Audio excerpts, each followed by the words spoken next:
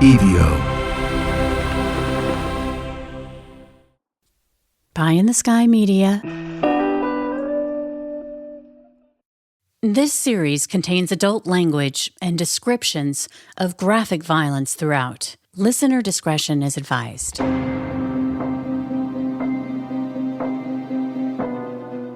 Before we get started, a reminder that all defendants are innocent until proven guilty in a court of law. Now, welcome back to Criminal Mischief with Carolyn and Branden. You're listening to episode 158. At last. Tanya's life matters. She was only 14 years old. She was a daughter, sister, and a friend. She had just finished middle school and also worked in volunteer service. Her life mattered. Let me say that again. Her life mattered. Criminal Mischief Nation. I am so excited to announce that last week, breaking news hit the Seattle airwaves and beyond.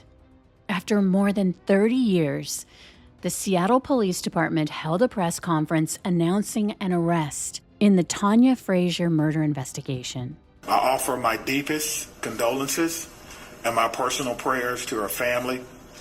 I offer my deepest appreciation to everyone involved, the men and women of the Seattle Police Department and our partners who worked for more than 31 years to bring justice and to bring closure. On July 18th, 1994, 14-year-old Tanya Frazier left a summer school class at Meany Middle School in the Capitol Hill neighborhood of Seattle. That day, she was so excited to go work at her new part-time summer job at the food bank, where she was going to help deliver meals to people in need. But Tanya never made it, and her body was found 5 days later in a ravine just a few blocks from her school. As a father of 3 kids, I can't imagine the pain Tanya's family had to endure. Today, I am grateful to announce that we have finally found the man responsible for taking her life. That man is in a King County jail just an earshot away from where we stand. And although he cannot hear my voice, my goal is to make sure that the voice of the King County justice system is heard in his. So last week, 57-year-old Mark Anthony Russ was arrested for the first-degree murder of Tanya Frazier. Russ is a convicted sex offender with a history of violent crime. Here's Detective Rolf Norton at that press conference.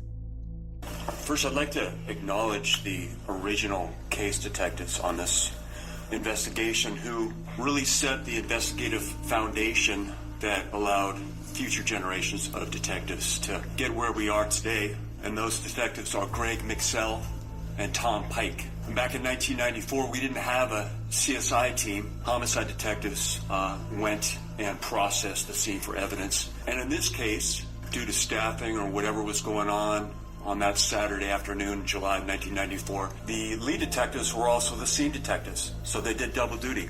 And the fact that we're here 31 years later talking about how physical evidence got us to the finish line is really remarkable and a testament to their skills and efforts back in July of 94.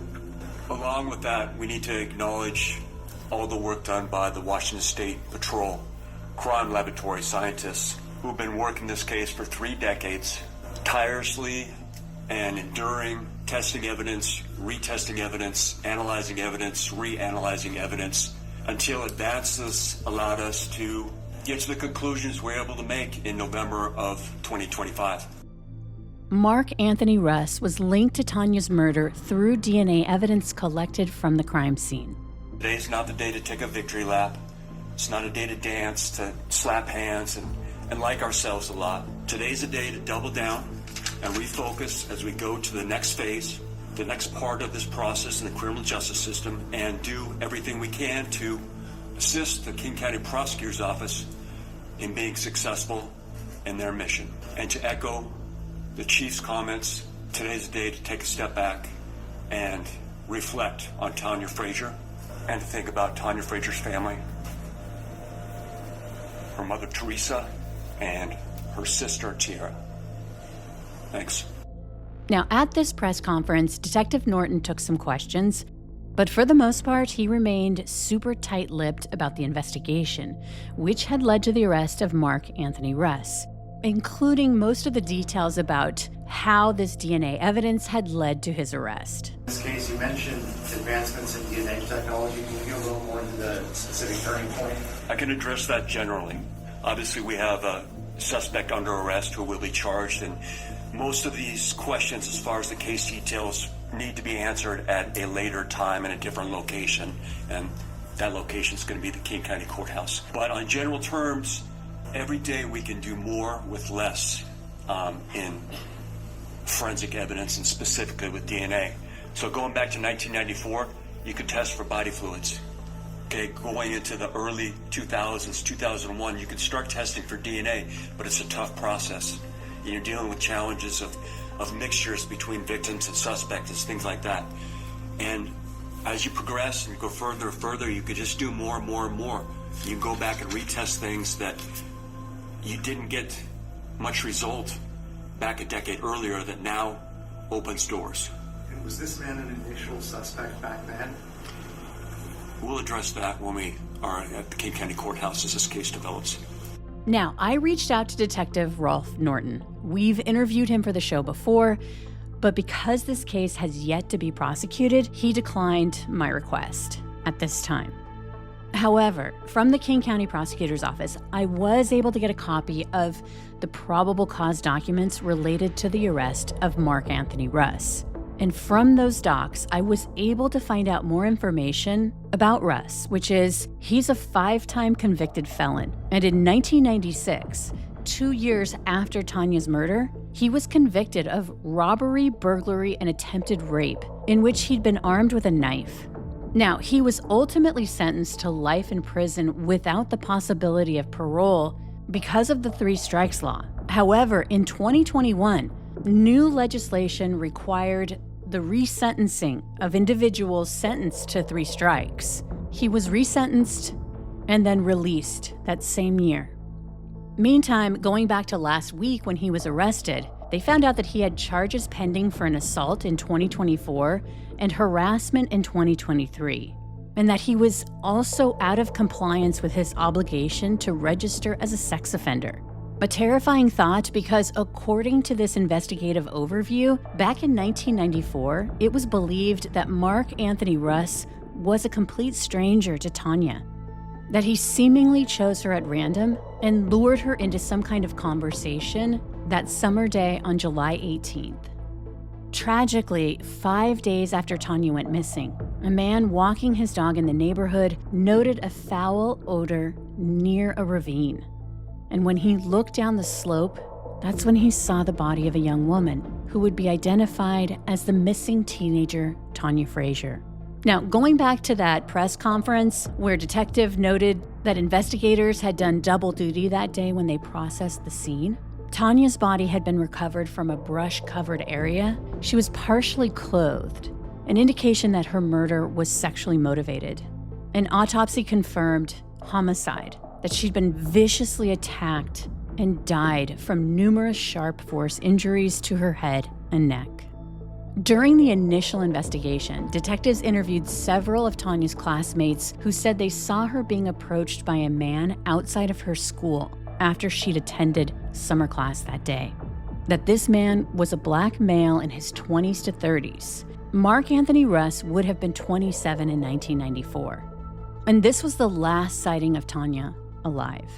The probable cause document also gives some context to the DNA evidence that led to Mark Anthony Russ's arrest last week. As Detective Norton had explained, it had been a long, tedious process of testing and retesting as DNA advancements became available. But here's the timeline. In September of 1994, the Washington State Patrol Crime Lab began their first wave of what would become decades of DNA testing. At this time, swabs collected from Tanya's body and her underpants didn't show the presence of semen. Then, a few months later, investigators got a break in the case. Well, sort of. A few months after Tanya's murder in December of 1994, a woman was walking trails near a West Seattle neighborhood. which is miles from Capitol Hill where Tanya's body was found. So this woman comes across a pile of school books, clothing, and a wallet with an ID card. These items belong to Tanya. So the woman calls the police and explained that she walked this particular trail often, and she was certain that these items had recently been placed there. Tanya's belongings were collected and submitted into evidence, but after that, her case just went cold. Until 6 years later, when in December of 2001, detectives requested more DNA analysis. Technology had improved leaps and bounds, so they submitted the autopsy swabs. And it took a few years, but the crime lab was able to recover a mixed DNA profile from blood swabs taken from Tanya's leg. The challenge was this profile was a mix of Tanya's DNA and that of an unknown male. The suspect DNA in that mix was submitted to CODIS, the National Offender DNA Database, but they didn't get a hit. In 2018, detectives attempted to get closer to the suspect using genetic genealogy. But that turned out to be a dead end because of this mixed profile. In September of 2022, detectives requested a reanalysis of the physical evidence, including Tanya's underpants, and they identified what was believed to be the suspect's DNA profile again, but it was still a mixture. But the crime lab kept going, and they were ultimately able to use an enhanced DNA extraction, which in October of 2025 led to the identification of a single source DNA profile from male semen recovered from a different portion of Tanya's right leg swabs. This profile was consistent with the mixed DNA suspect profile they'd previously submitted to CODIS and had come up empty. Now, a new search through CODIS with the complete profile hit on Mark Anthony Russ. A deep dive into his background revealed that in July of 1994, when Tanya was murdered, his mother lived across the street from Tanya's school where she was last seen alive. Apparently, family members of Russ's had been interviewed during the initial investigation, but his name had never come up. Investigators also learned that in the summer of 1994, Russ lived in West Seattle, less than a mile from where Tanya's belongings were later found by that woman walking the trail. Now, as I said, I wasn't able to speak with Detective Rolf Norton. However, I was able to chat with retired Seattle Police Detective Cloyd Steiger. You may remember Cloyd has been on the show many times, and he has 36 years with the Seattle Police Department, 22 of those as a homicide detective. And Tanya Frazier's case was one of his first as a rookie homicide detective in 1994. Here's our conversation. Okay, Cloyd, it is so great to be talking with you about this case. A 30-year investigation. I'm so happy to be talking with you because it sounds like this was one of your first cases. Yes, it was. So take us back to 1994. Well, I went into the homicide unit in July of 1994. And so, when this case happened, I wasn't the primary detective, but one of them, Greg McSell, and I worked this case. He was one of the primary detectives, and we worked together a lot early on, running down leads in this case. And it was a terrible case because this, young, innocent girl kidnapped and then found naked and decomposed and looked like she'd been sexually assaulted. It's not something anybody takes lightly. So, a lot of people worked a lot on this case. So let's go back to the day that you're brand new into homicide in 1994, right? So were you at the crime scene? Because it sounds like I didn't go to the crime scene. I got involved like the next day. Okay. They said, "Hey, will you help us out?" Yeah, let's go. And so that's what happened. So to catch this as one of your first cases, a 14-year-old girl, a baby. What was that? Because you've been a beat cop, you'd seen stuff, obviously, but what take us back to what that was like for you.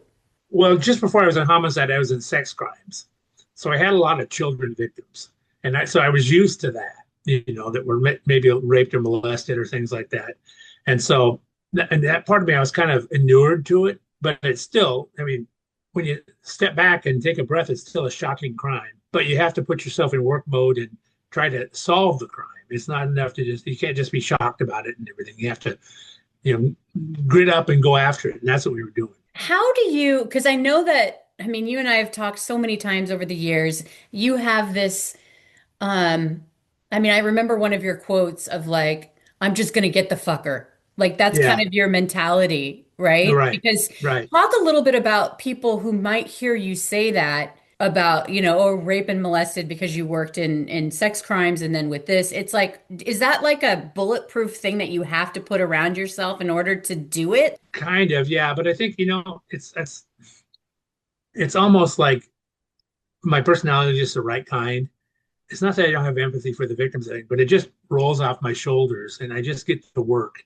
And you're right. I have to get the fucker that did this. That's the thing. And that's what you're looking at. That's your concentration and that's your motivation. So then walk me through the beginning, the infancy stages of this really, really long investigation. We were basically throwing darts at the beginning, making best guesses at who had one person we thought might have done it. We thought the janitor of the school might have done it. And so we're looking at those guys.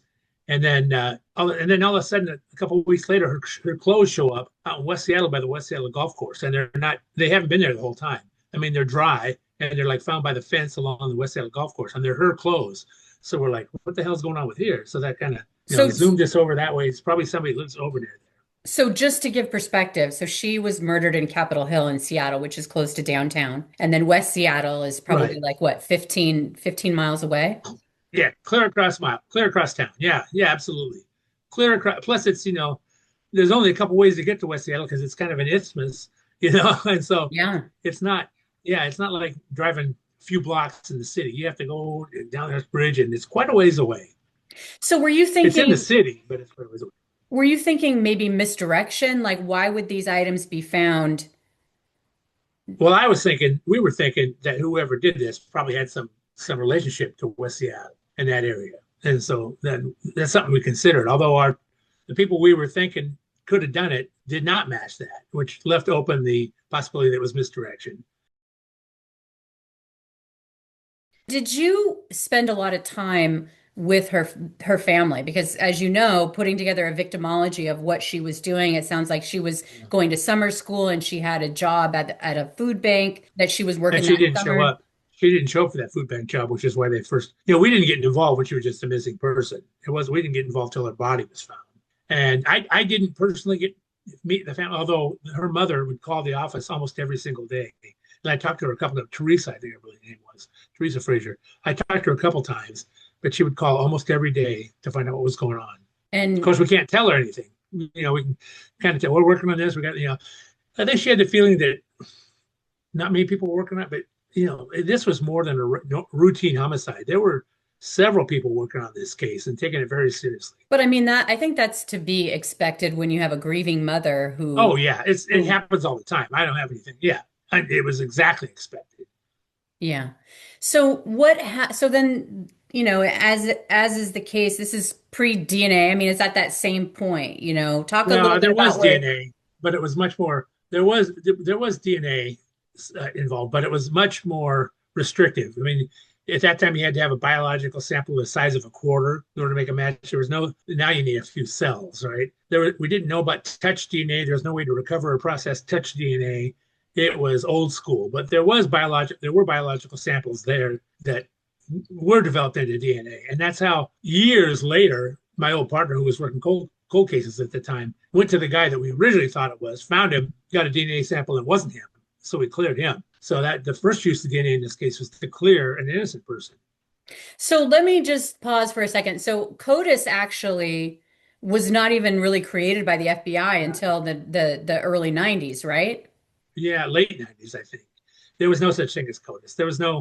There was no data bank. Matter of fact, I remember you couldn't just search somebody's DNA at first unless you arrest them for the crime. Then they tell you if it's him or not. But you couldn't just say, hey, I want to see if this guy's the guy, or something. They wouldn't do that back then. So, but now it's a routine, it's something we take for granted now, but that back then it was in its infancy forensically. And now it's so much better, so much easier to collect it, so many more tools. You need a lot less. and we have the data banks that you can search through. Well, don't, they have to commit like a felony in order to be put into CODIS, right? Is that Right, right. okay? No, they have Okay. to be convicted of a felony. In Convicted of this a state, felony in in this some state. states, they only have to be arrested, but in Washington, you have to be convicted of a felony. So talk about this suspect. When did you get your first break in the case? Well, I didn't really. I didn't have ever break in the case when But I was working it. the suspect that you were talking about that, Oh, yeah. Well, yeah. that was just because he had opportunity, he knew her, and that type of thing, and it wasn't. And so we just thought, you think it might be this guy, and we started doing some back. We didn't get very far with it. It wasn't until years later that, again, my partner, my former partner, Mike Szynski, was working cold cases, and he tracked this guy down, asked him for a DNA sample, and he agreed, and he had it processed, and it was not him. I mean, isn't that great when that happens? I mean, Oh, it's absolutely great. Yeah. I mean, we were disappointed. We were hoping it would be him, but yeah, it is great. Yeah, it is great. Yeah, because it exonerates people. it does. That's the thing about DNA. It convicts the guilty, but it also exonerates the innocent. Now, this case, it's hit, like crazy because it really had an impact. People never forgot this case. So many cold cases are sadly forgotten. Yeah. Why this case? Talk a little bit about what you know. Well, it was like we said, innocent little girl going to school in the middle of a daytime. It wasn't like she was out doing something she shouldn't have been doing or anything like that. And she was kidnapped, assaulted, and murdered, and brutally. And by the way, the place her body was found was not where she was killed. That was just a dump site because there was no blood there. And she bled a lot in this case. But so it just, I mean, literally, I have talked to somebody about this case at some level, either cold case people, almost every year since the year it happened. I've talked to, I recently, within this year, 5 or 6 times, and, reached out to a couple SPD administrators, say, hey, we need to do something on this case, and brought it up to their attention, and then, but so it's been on everybody's, it was the top of the list of the cold cases for this whole time. It wasn't one that's just on a shelf nobody's thinking about. I mean, you're such a DNA guy. Like you've been like ahead of the curve with DNA for a really long time. And you Right. knew because you worked on it early on that they had this evidence. And as technology changes, is that why this was one that always kind of was like you reached out to them separate and said, listen, we have this DNA. We need to get it. Is that kind of talk a little bit about how kind the of, conversation- or but I didn't know when they processed DNA in 1994, it was a different format. It was called RFLP, and now it's STR. RFLP is not compatible with CODIS or any of that stuff. Or it's STR now. Now they may have, I don't know where the DNA they matched came from. They may have redone some of the old DNA or gotten it off something else and got it in STR and run it in CODIS. And this guy had popped up. Now I don't know why this guy wasn't in CODIS before, because I have a suspicion, because this was an issue that kept coming up, that it's supposed to be collected and processed at the time of conviction. But a lot of times they send him to prison and say, well, the prison will do it. And the prison wouldn't do it until he's released, which is ridiculous. What if you do a life without? You'd never take it, right? And so I don't know if that's what happened. This guy was getting released. They took it and put it in CODIS, and bang, there's a match. I don't know that. I mean, I didn't see the charging papers to see how they matched it up. But I mean, I suspect that might be the problem, because he was only released a couple of years ago, and it's a slow process. Not that it takes that long, just because it's so backlogged to process DNA. The actual test only takes a couple of days, but it's backlogged. I mean, if you put in something today, you might get it in a year, results in a year. So, I mean, that's not really acceptable, but that's another issue altogether. But so I don't know how this. I think that it's crazy when you think of the huge thing of like Ted Bundy, like when people don't realize that there's a lot of this that goes on where these people that you would think, of course, Ted Bundy should be in the database, and he wasn't for a really long time. Yeah, only until a few years ago. And he's not in the Washington State database because he was never convicted of a crime in Washington. He's in a national database, which is kind of ridiculous too. I mean, he wasn't convicted, but there was a little thing called exceptional clearance. He did them. He admitted to some of them. So it's just a bureaucracy. It's so if somebody looked, okay, so if a case, just to I want to understand this myself, but like, so if somebody ran a case with like a cold case, somebody's shirt, there was semen on it, and they could only run it in Washington, they wouldn't, and it was if there's no hit, they'll run it nationally next. That's the way they do it. Yeah, Okay. they automatically do that in Washington anyway. They run Okay, it so local. it's still gonna get, It would. It would. There have been several cases over the years that were not in Washington CODIS, but were national, and they got the guy that way for okay. crimes that happened in Washington. But it Yeah, just seems bizarre that he wouldn't be in Washington, it does seem bizarre. considering Yeah, that's his. he wasn't in either until a few years ago. Oh, You know, right. because he was executed long before this stuff started, and they didn't Yeah. go back. You know, a few years ago we had what's called the lawfully owned DNA project, and they were going around taking DNA for people who should have gotten it taken but didn't, including people in prison, and that put a lot more in there because there were a lot of people that should have been in CODIS that were not. And you know, there could be a case sitting on a shelf somewhere that's a cold case that if they get in there, bingo, just like this one, it's going to clear the case. So Okay, there's been some progress. I'm not sure how far. so let's talk about this past week.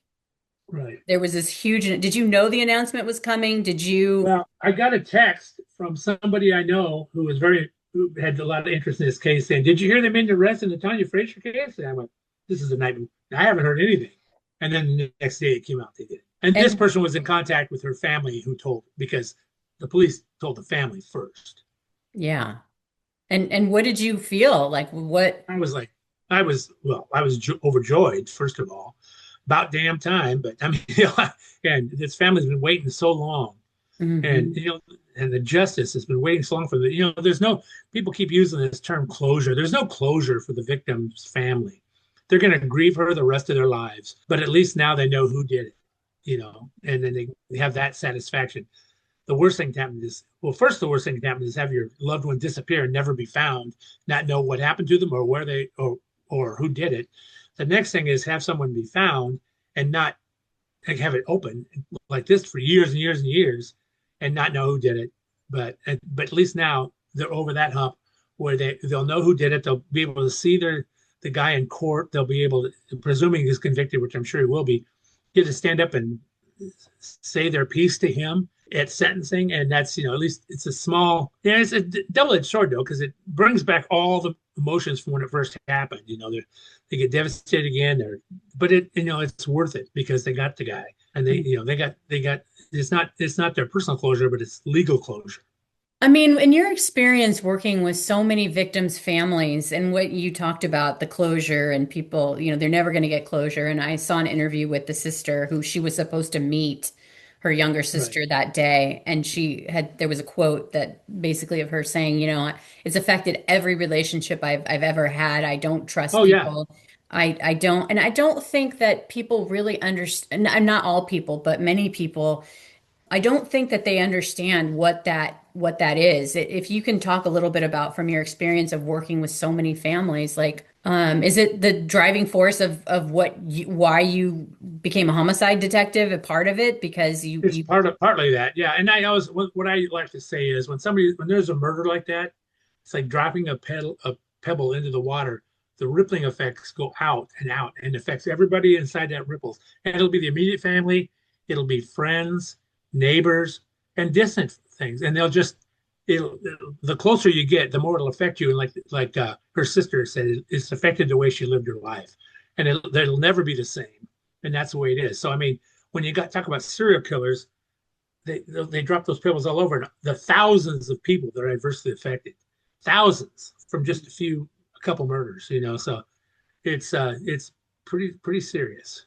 The thing is, because forensics have advanced so far, these cold cases are dropping like flies. I was involved in a review of a case in Albany, New York, about 8 years ago. We went out to Albany and reviewed the case, and there was some evidence of this woman that was murdered in her house.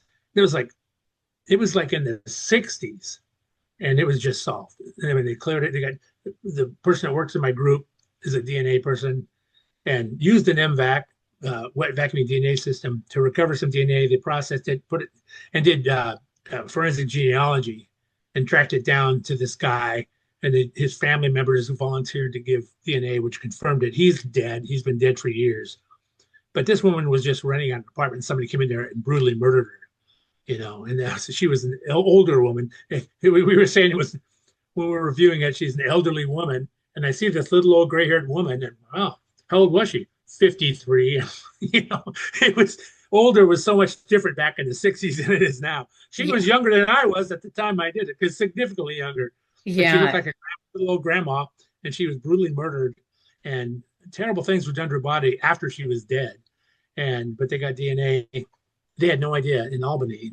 They got the DNA on that, and that was closed about a month ago. I mean, I think it's like that's the horror of what is done to people affects investigators, the family. Like you want to, even after all these years, like that resolution of like this Right, didn't go, what she went through didn't go unseen or unanswered or right, right, unheard. right, And I think that that's, when I see Tanya's, story being shared and it was in the New York Times and it's just been right, taken off and it's like right. it just there's something about that just makes me happy, you Well, know? yeah, because again, an innocent an innocent girl was killed, and Hmm. what her family's gone through all these years. It's just torture for them. They, Hmm. they they never got over it. They never will. But I mean, not knowing, and I know they met with the SPD like a year ago to ask them to do some stuff on it, and so I It wouldn't sounds like know. they did. Yeah. Well, yeah, yeah. I mean, they did a good job, cleared it up. All right. Well, let's plug your book before we go. You got two of them. We didn't get to that in the I beginning do. of the Yeah. interview, but it's such a great read. Yeah. Tell us about it. Well, I wrote my first book was Homicide: The View from Inside the Yellow Tape. And it's basically chapters of some of the more interesting murders I worked when I worked my 22 years in Seattle Police Homicide. And then the second book, I was approached by a publisher asking me to write this book about a serial killer that was in the Seattle area back in the late 60s, early 70s that killed 4 people, and how that all came together. And that's called Seattle's Forgotten Serial Killer, Gary Gene Grant. And it's Seattle, but it really happened in Renton. But the publisher wanted to say Seattle. Yeah. Hmm. I know it So happened in my that guy would town. just yeah, the guy would just walk through the woods and if he come across somebody, he'd kill him. He killed 2 teenage girls separately, and then 2 little boys, 9-year-old boys, together. So Oh my gosh. Well, Cloyd, thank you so much for taking the time to talk with me. I always enjoy our chats, and this is so sure thing. amazing that this got solved. And Great. yeah, thanks a lot. Sure thing. Before I let you go, I wanted to share a couple quotes from Tanya Frazier's sister. She recently gave an interview to the New York Times saying that this arrest has reopened the family's wounds. Quote, "It's like her death all over again. All the feelings are right here again." But she added, "He's a monster. I hope I get to look him in the face and tell him what he did, how much he's hurt so many people." Miss Frazier also thanked the detectives who never gave up. And we're going to continue to follow this case. But stick around because up next, we have Criminal Mischief bonus content. Here, my co-host Branden Morgan and I discuss the case in more detail. And as always, thanks for listening. From Pie in the Sky Media, Criminal Mischief is an EVO production, recorded live in the beautiful Pacific Northwest. We're produced by Branden Morgan and myself, music by Soundstripe. For EVO Creative, I'm Carolyn Osorio, your writer and host.